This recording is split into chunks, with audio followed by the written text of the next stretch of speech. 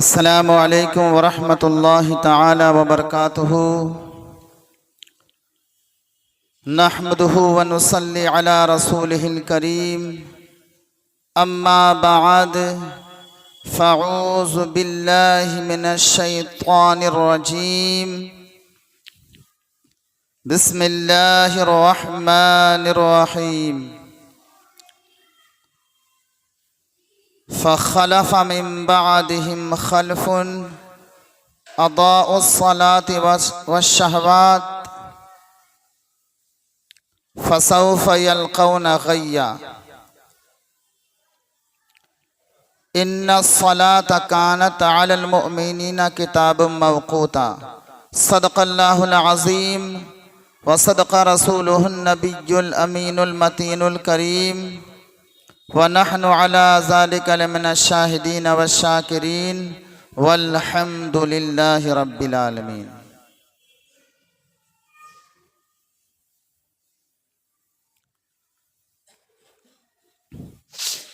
कोई गुल बाकी रहेगा ना चमन रह जाएगा, बस रसूलुल्लाह का दीने हसन रह जाएगा।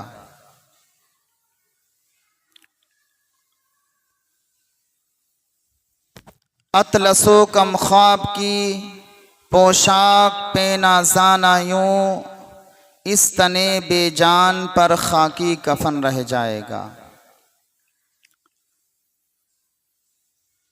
और जो पढ़ेगा साहिबे लौलाक के ऊपर दुरूद, आग से महफूज उसका तन बदन रह जाएगा। जो पढ़ेगा साहिबे लौलाक के ऊपर दुरूद, आग से महफूज उसका तन बदन रह जाएगा। हज़रात मोहतरम, आज मेरी गुफ्तगू इंशाअल्लाह ताला नमाज की अज़मत पर, नमाज की फ़जीलत पर, नमाज के सबाब पर होगी। अल्लाह रब्बुल इज़्ज़त जल्ल मज़दूहु की बारगाह में दुआ है, अल्लाह ताला वक्त में बयान में बेपनाह बरकत रहमत वुसअत अता फरमा दे। तो हज़रात मोहतरम, एक मरतबा दुरूद पाक पढ़ लीजिए। अल्लाहुम्मा सल्लि अला सय्यिदिना व नबिय्यिना व मौलाना मुहम्मदिन व बारिक वसल्लिम। सल्लु अलैहि वसल्लमा सलातुम व सलामन अलैका या रसूलुल्लाह सल्लल्लाहु तआला अलैहि वसल्लम। हज़रात मोहतरम, मैंने कुरान मुक़द्दसा की आयत मुबारका पढ़ी जिसमें रब्बे क़दीर इरशाद फरमाता है कि जिन्होंने कि उनके बाद कुछ ऐसे नाखल्फ आए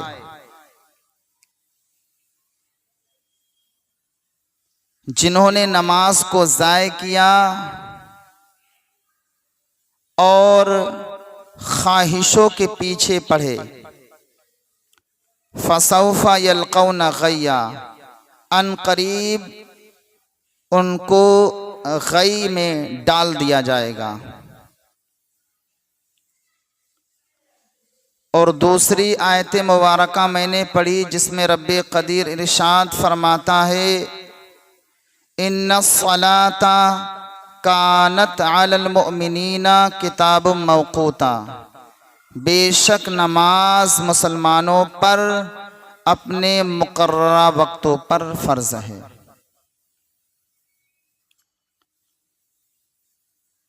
तो जिन हज़रात ने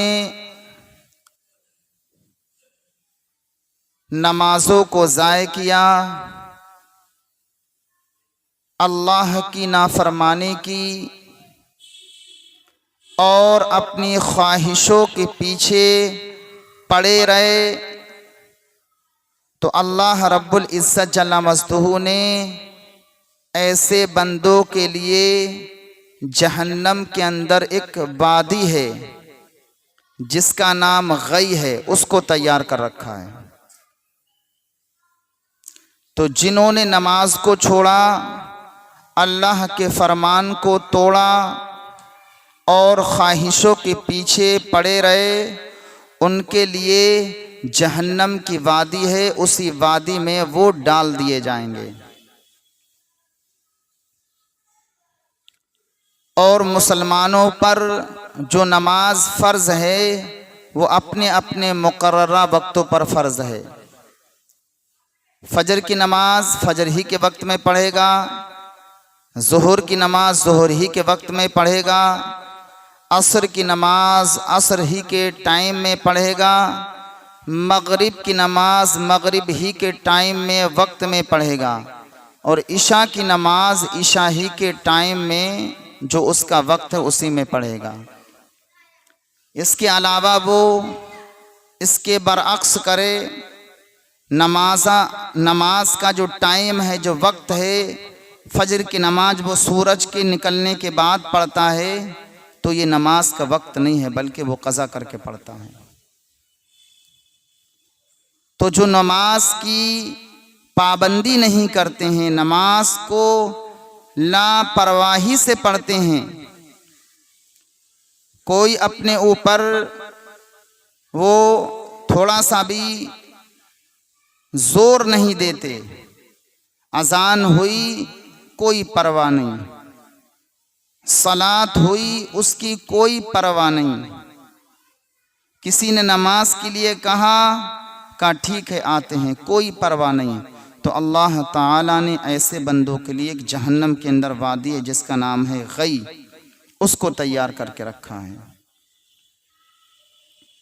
तो इसलिए मुसलमानों, नमाज हर हाल में पढ़ो, नमाज की पाबंदी करो, नमाज की आदत बनाओ, नमाज को किसी हालत में मत छोड़ो, इसलिए कि कल क़यामत के दिन सबसे पहला सवाल जो बंदे से होगा वो नमाज ही का होगा।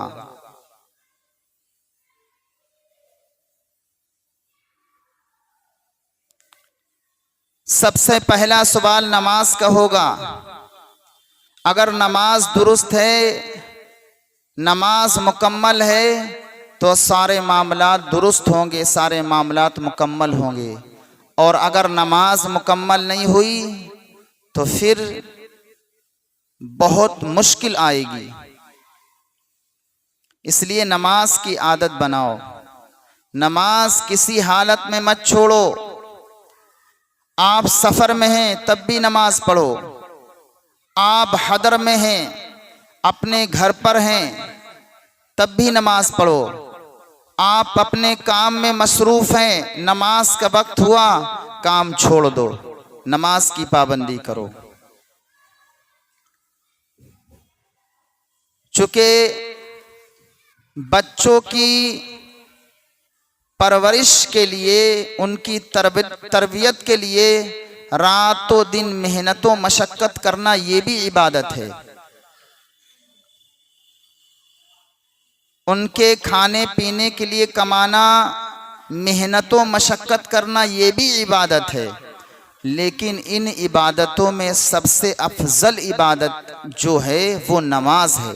अल्लाह ने आपको नमाज ही के लिए दुनिया के अंदर मबूस किया, भेजा है। नमाज की पाबंदी नहीं तो फिर ये सारे आपके मामलात हैं कल हश्र के मैदान में सब फीके पड़ जाएंगे। लेकिन हाँ, अगर नमाज की पाबंदी है, नमाज पांचों वक्त की आप पढ़ते हैं और आपने कोई कोताही नहीं की, नमाज आपकी मुकम्मल है।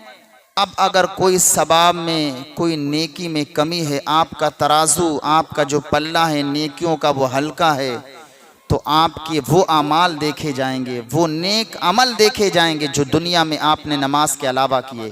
जैसे अपने बच्चों के साथ अच्छा सलूक किया, उनकी तरबियत के लिए आपने मेहनत व मशक्क़त की, आपने दूसरों की मदद की, गरीबों की मदद की, आपने नफिल नमाजें पढ़ी, वो सारे मामलात आपके देखे जाएंगे। कब? जब आपकी पंजगाना नमाज बजमात पढ़ी हुई होगी। तो ये नमाज आपने जो पांचों वक्त की पढ़ी जमात के साथ, इसके साथ साथ आपके दूसरे अमल देखे जाएंगे। वो अमल जो आपने किसी गरीब की मदद के लिए किया है, वो सारे मामलात आपके देखे जाएंगे। और अगर नमाज़ें मुकम्मल हुई और ये सारे मामलात भी आपके दुरुस्त हुए तो इंशाअल्लाह हश्र के मैदान में आपकी जो शान होगी उसको बयान नहीं किया जा सकता। और फिर नमाज, क्यों ना हम नमाज से मोहब्बत करें, क्यों ना नमाज पढ़ें। नमाज तमाम इबादतों की असल है और नमाज मोमिन की अलामत भी है। भाई आप मोमिन हैं, मुसलमान हैं, आपकी पहचान किससे होगी? नमाज ही से होगी, इस्लामी लिबास ही से होगी। आप जब नमाज पढ़ेंगे आपके बदन पर जो लिबास होगा वो साफ और शफाफ होगा। ये नमाज ही की बरकत है कि आपका बदन भी पाको साफ होगा, आपका लिबास भी साफ होगा और आपके जो आज़ा हैं, मुंह, नाक, कान सब साफ सुथरे होंगे। तो नमाज मोमिन की अलामत है। जब आप नमाज के आदी होंगे, ये नमाज की ऐसी बरकत होगी, ऐसी रहमत होगी, आप खुद दूर से दिखाई देंगे कि ये बंदा नमाजी है। नमाज ईमान की असल है, अंबिया अलैहिस्सलाम की सुन्नत है, अल्लाह रब्बुल इज्जत जल्ला मजदूहू की खुशनुदी का बेहतरीन जरिया है।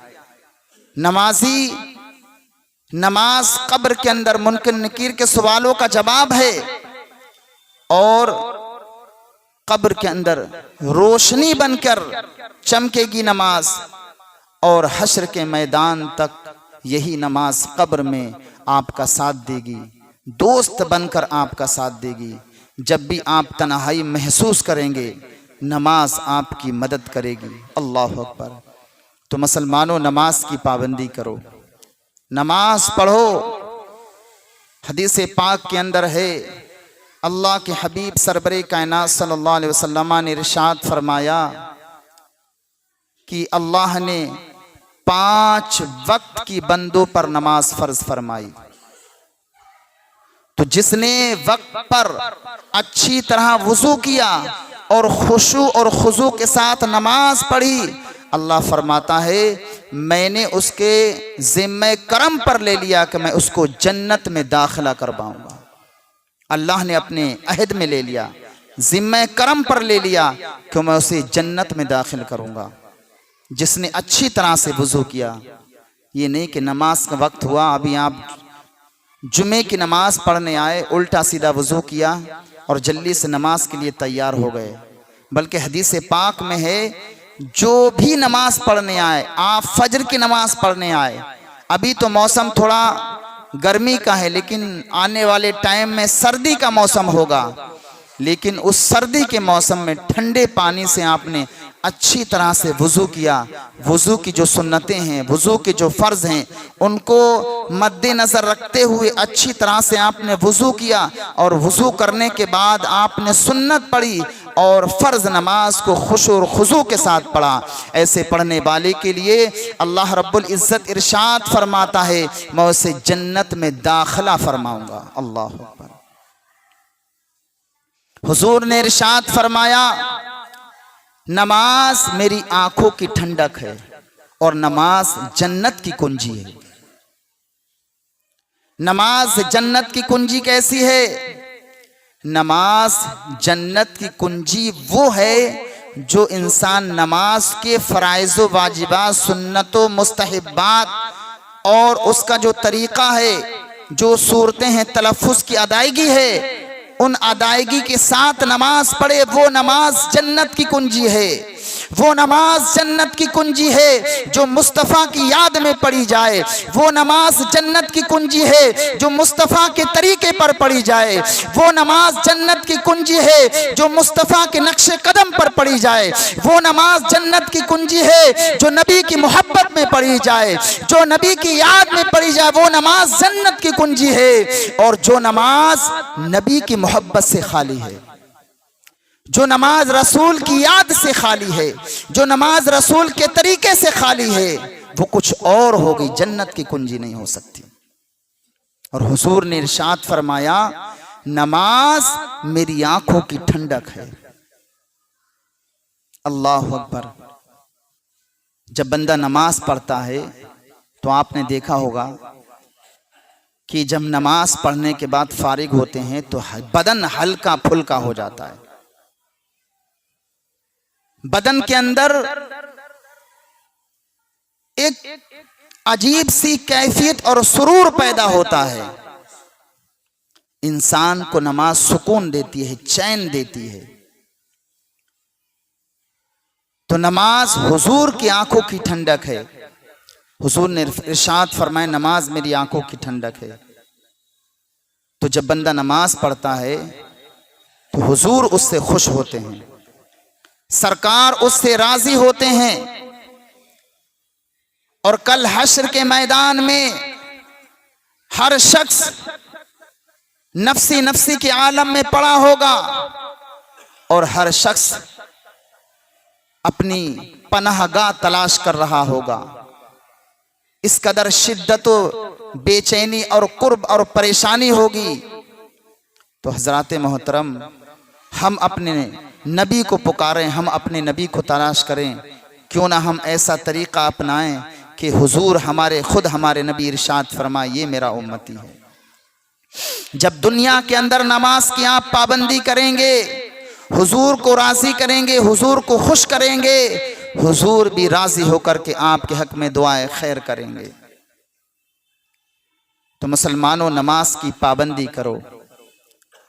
और हुजूर नबी रहमत सल्लल्लाहु अलैहि वसल्लम ने इरशाद फरमाया कि अल्लाह ने मेरी उम्मत पर 50 वक्त की नमाज फर्ज फरमाई थी। कितनी? 50 वक्त की। जब मैं पलट कर मूसा अलैहिस्सलाम की बारगाह में आया, मूसा अलैहिस्सलाम के पास आया तो आपने पूछा कि आपकी उम्मत पर अल्लाह ने क्या फर्ज फरमाया। तो हुजूर ने इरशाद फरमाया, मेरी उम्मत पर अल्लाह ने 50 वक्त की नमाजों को फर्ज फरमाया।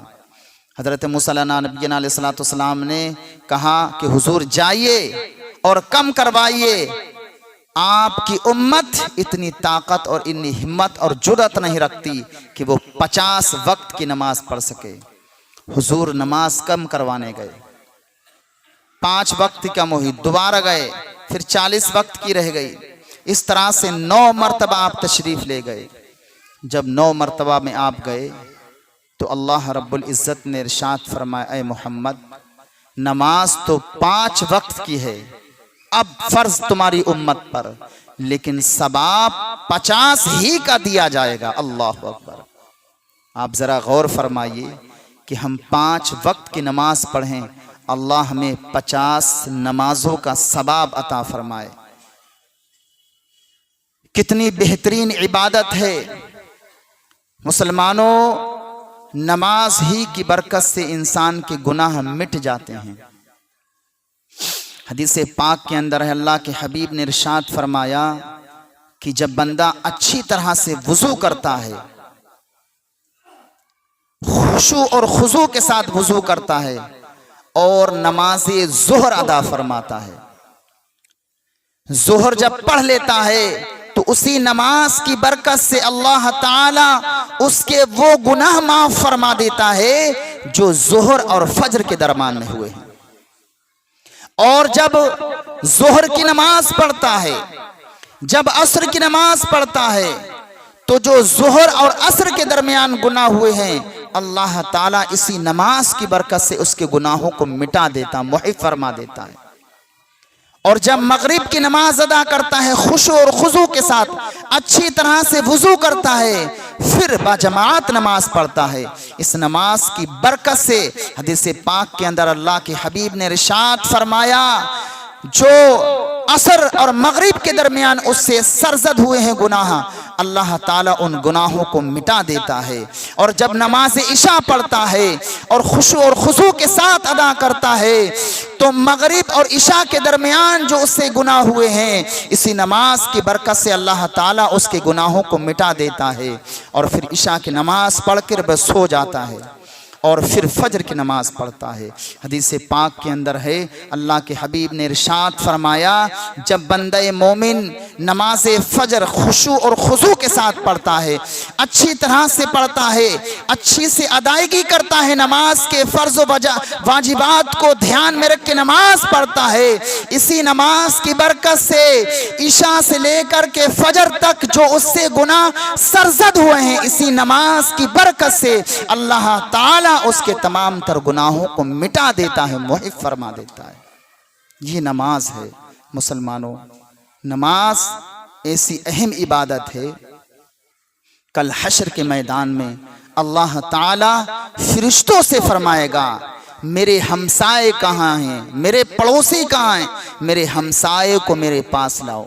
फरिश्ते अर्ज करेंगे, मौला तू तो पड़ोसियों से पाक है, तू तो मकान से पाक है, जुबान से हाथ से पाक है, जिस्मानियत से पाक है, तेरे पड़ोसी कैसे हो सकते हैं? अल्लाह ताला इरशाद फरमाता है, मेरे पड़ोसी वो हैं जो पंजगाना नमाज पढ़ते हैं, मेरे पड़ोसी वो हैं जो मेरे जिक्र से अल्लाह के मुकद्दस घर यानी मस्जिदों को आबाद करते हैं, मेरे पड़ोसी वो हैं जो मेरे मुकद्दस कलाम की तिलावत करते हैं, मेरे पड़ोसी वो हैं जो मेरे नाम की तस्बीह पढ़ते हैं, जो मेरा जिक्र करते हैं, मेरे जिक्र से मस्जिदों को आबाद करते हैं, वो मेरे पड़ोसी हैं। अल्लाह अकबर।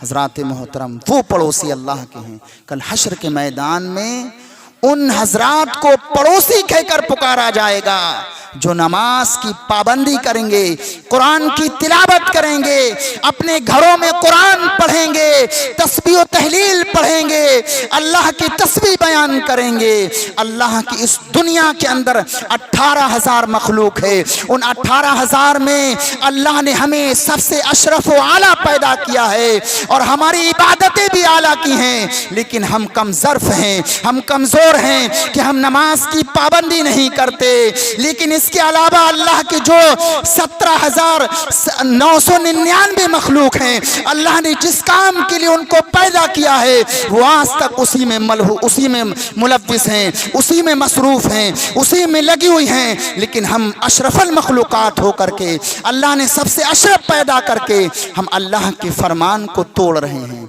नमाजों को ज़ाय कर रहे हैं, जमातों को छोड़ रहे हैं। नमाज की कोई पाबंदी नहीं, नमाज की कोई परवाह नहीं।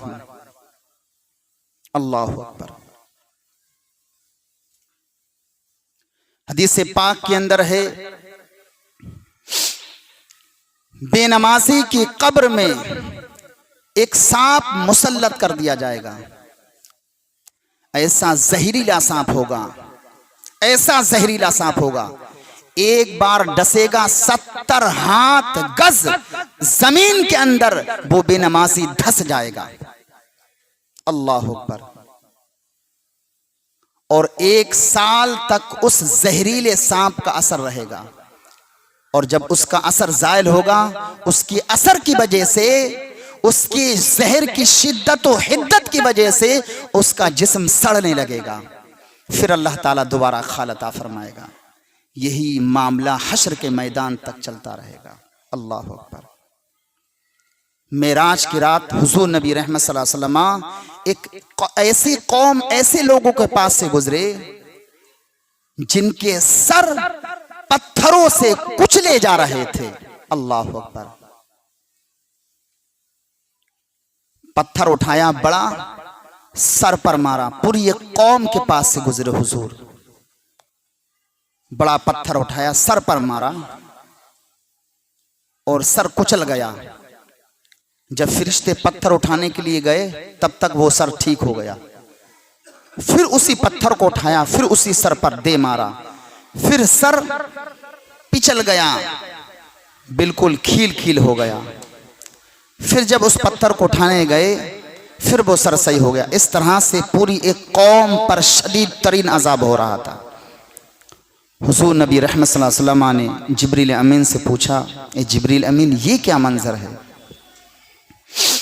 कहा, या रसूलल्लाह, आपकी उम्मत के ये वो बंदे हैं, वो गुनहगार बंदे हैं जिनका सर नमाज से बोझल रहता था। बोझल का मतलब समझ रहे? नमाज की कोई परवाह नहीं। अरे पढ़ लेंगे, इशा पढ़ी मगरिब छोड़ दी, मगरिब पढ़ी तो फजर छोड़ दी। दिल ही नहीं चाहता नमाज पढ़ने के लिए, मन ही नहीं करता नमाज पढ़ने के लिए।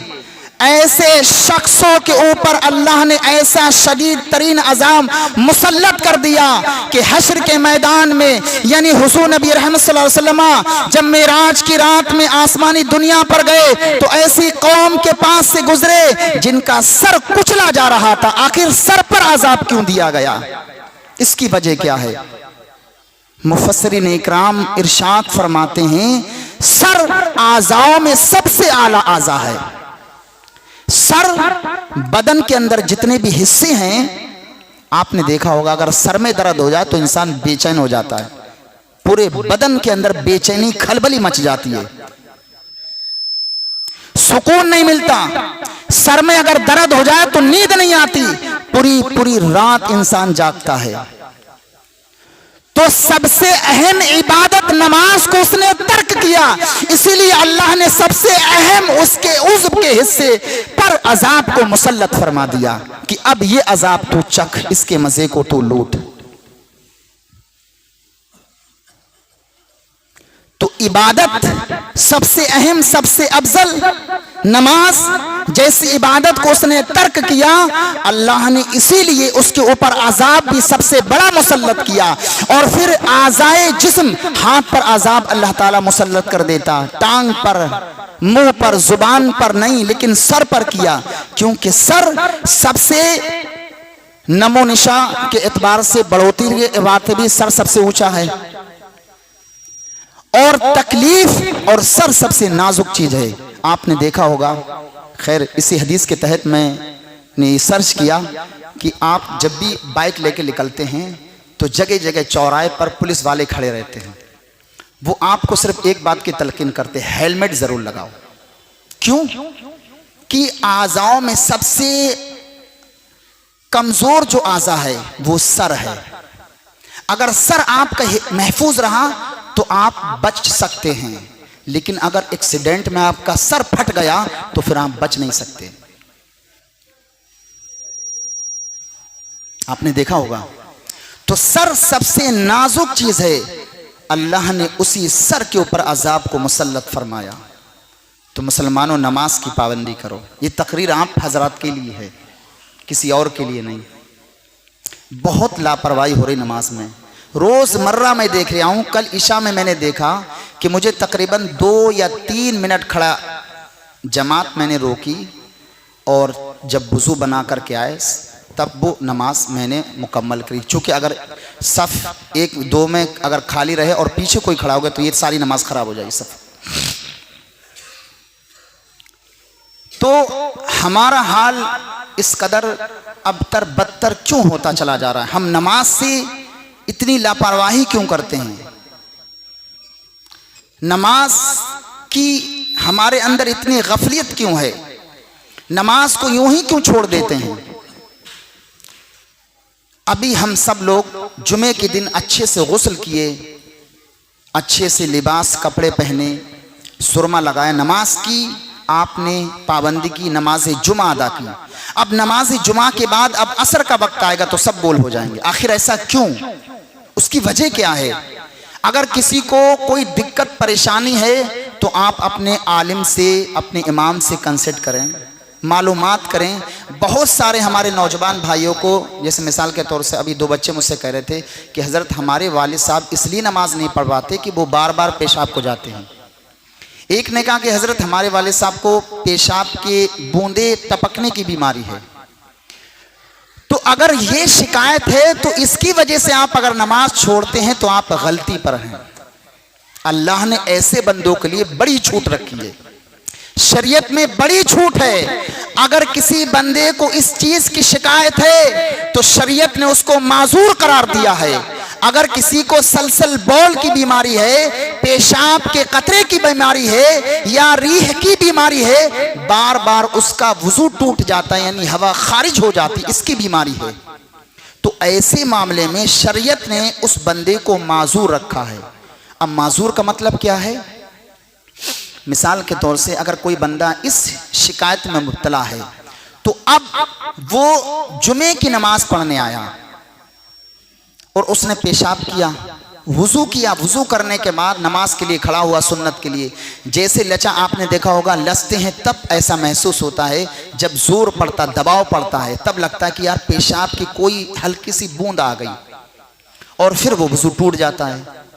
लेकिन उसका टूटता है जिसको शिकायत नहीं होती, उसका नहीं टूटता जिसको पेशाब की बीमारी है, सलसल बौल की बीमारी है या हवा खारिज होने की बीमारी है, शरीयत ने उसको माजूर रखा है, उसका वुजू नहीं टूटेगा। चाहे एक कतरा लिख ले या 2 कतरे लिख लें या फिर 10-20 कतरे लिख लें, ऐसी सूरत में वो अंदर पैजामे के अंदर कोई नेकर वगैरह पहन ले तो जो पेशाब के कतरे निकलेंगे वो नेकर में निकलेंगे।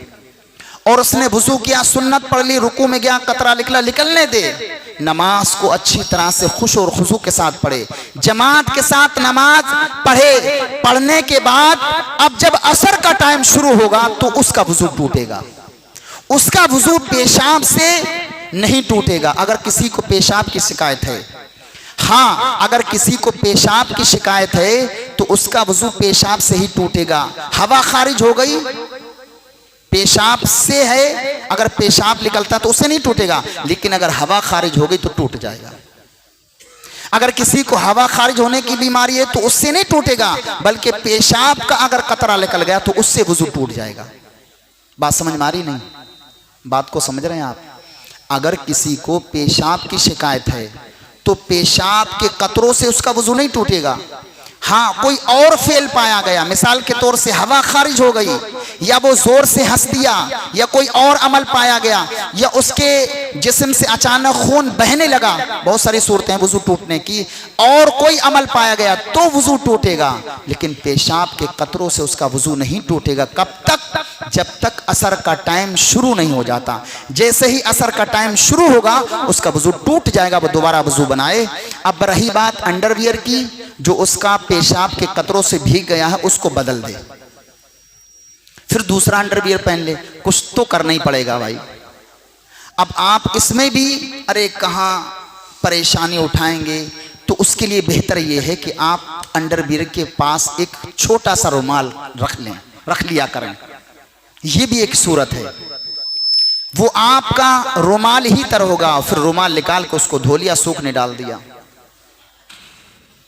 तो ये बहुत सारी सूरतें हैं नमाज की पाबंदी से पढ़ने की। और जो 40, 50, 60, 70 साल की उम्र पार कर जाते हैं उनको शिकायत हो सकती है, तो वो भी यही सूरत अपनाएं। तो जब ये सूरत अपनाएंगे इंशाअल्लाह फिर आपसे कभी नमाज नहीं छूटेगी। आप कहें कि हमारी नमाज रह जाती है या हमारी नमाज छूट जाती है, इंशाअल्लाह फिर आपकी नमाज नहीं छूटेगी। तो इंशाअल्लाह दिल में ये अहद कर लीजिए कि इंशाअल्लाह अब आइंदा कभी नमाज नहीं छोड़ेंगे। और बिलखुसूस आप जुमे के दिन जो भी हजरात आपके सामने से जाते हैं गोलक के लिए, मस्जिद के लिए, बिलखुसूस इसका ध्यान रखिए। जुमे के दिन, सिर्फ जुमे के दिन आप अपने जेब में 10-20 रुपये ज़रूर डाल के लाइए। मस्जिद के अखराजात हैं, मस्जिद के काम हैं, कुछ ना कुछ खर्च लगा ही रहता है। अचानक कोई बड़ा खर्च आ गया तो ये देखा है कि एक सामने से निकल जाता है तो पूरी सब खाली हो जाती है। तो ऐसा मत करिए, बल्कि जुमे के दिन बिलखुसूस आप अपनी जेब में 10 रुपये डाल के लाइए। जिस तरह से अल्लाह को राज़ी करने के लिए आप नमाज पढ़ते हैं, इसी तरह से अल्लाह को राज़ी करने के अल्लाह के मुक़द्दस घर में खर्च भी कीजिए। और एक हदीस पाक में है कि अल्लाह ताला उस बंदे का कोई अमल उस वक्त तक कबूल नहीं फरमाता है जब तक कि वो अपनी बेशकीमती चीज अल्लाह की राह में खर्च ना कर दे। और सबसे ज्यादा इंसान अगर मोहब्बत करता है तो दौलत से मोहब्बत करता है। तो जिस चीज से आप सबसे ज्यादा मोहब्बत करते हैं वो चीज भी अल्लाह की बारगाह में दिया करिए। और बिलखुसूस कुरान की तालीम के मामले में अपने बच्चों को कुरान की तालीम ज़रूर दीजिए। और उस तालीम के लिए अगर 150 रुपए खर्च होते हैं तो उसमें कंजूसी मत करिए। बड़ा बुरा माहौल है। हमारी मस्जिद में यहाँ बच्चे पढ़ने वाले हैं, फीस आज 16-17 तारीख हो गई, जिसमें आधे बच्चों ने फीस दी, आधे ने दी नहीं। आप ही के बच्चे, आप ही के मोहल्ले के बच्चे हैं। तो बिलखुसूस कुरान की तालीम में अपनी कीमती चीज़ ज़रूर खर्च करिए। और जहाँ तक हो सके अल्लाह की इस मुक़द्दस किताब की तालीम हासिल करने की कोशिश करिए। यही कुछ ऐसे ज़राए हैं जिनके सबब हम कल हश्र के मैदान में रुसवाई से बच सकते हैं, वरना कोई चाराकार नहीं। अल्लाह रब्बुल इज़्ज़त जल्ल मज़दूह की बारगाह में दुआ है अल्लाह ताला इस बयान को अपनी बारगाह में शर्फ़ क़बूलियत अता फ़रमाए। आमीन बिजाह नबी सल्लल्लाहु अलैहि वसल्लम।